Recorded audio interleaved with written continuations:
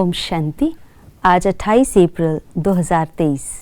आज की साकार मुरली से हमें गुण सीखने मिलता है उपराम रहने का, अर्थात डिटैच रहने का, ऊंची अवस्था बनाने का, यानी किसी भी इफ़ेक्ट में न आना, अपने आप को उपराम रखना, शक्तिशाली अवस्था में रखना। उपराम अवस्था जो है वो हमें अचल और अडोल बनाती है।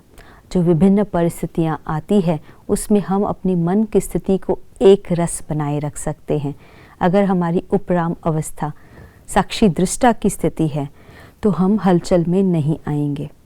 हम अपनी एनर्जीज़ को कंसंट्रेट रख सकते हैं और हर परिस्थिति को सहज रूप से पार कर सकते हैं।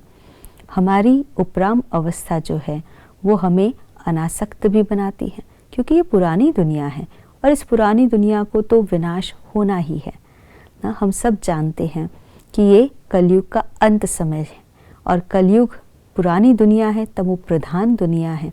अगर इससे अपनी बुद्धि को लगाया तो दुख का ही अनुभव होगा। दुख की दुनिया में कभी सुख नहीं मिल सकता है ना। इसीलिए बाबा बच्चों को कहते हैं इस दुख की दुनिया से अपनी बुद्धि को डिटैच करो ना। अगर इससे बुद्धि लगाई तो हम दुखी होंगे ना। बाबा बच्चों को कहते हैं जैसे कि हिरन होता है, हिरन को प्यास लगी होती है, तो प्यास लगी होती है तो उसे जो चमकती हुई रेत होती है वो पानी की तरह दिखाई देती है दूर से, और वो पानी समझकर उसे पीने के लिए भागता है, भागते भागते थक जाता है। लेकिन वो चमकती हुई रेत है, पानी तो है नहीं, और इसीलिए वो प्यासा ही रह जाता है, उसे पानी नहीं मिलता और ही थक करके न ख़त्म भी हो जाता है। ऐसे ही जो आत्माएं इस पुरानी दुनिया में, दुख की दुनिया में सुख की कामना रखती हैं, न माया का भपका है, माया का पौंप है, माया भी अपना स्वर्ग दिखाती है, दिया भी बुझने से पहले जोर से जगता है। ऐसे ही माया भी अपना पौंप दिखाती है, यहाँ के सुख सुविधा के साधन दिखाती है, लेकिन है ये दुख की दुनिया। इसमें सुख ढूंढना ना, बाबा कहते हैं ये बुद्धिमानी नहीं है।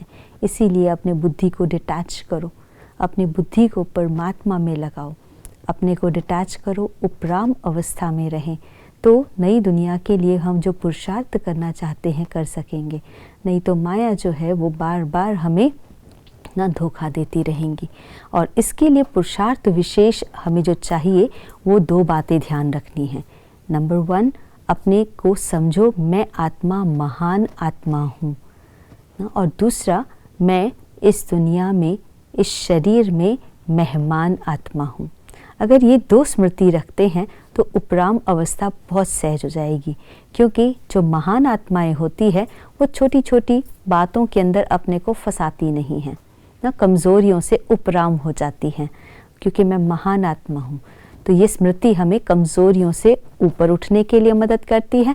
दूसरा, मेहमान समझेंगे अपने को तो मेहमान जो है वो सहज रूप से आकर्षण और लगाव से मुक्त हो जाता है।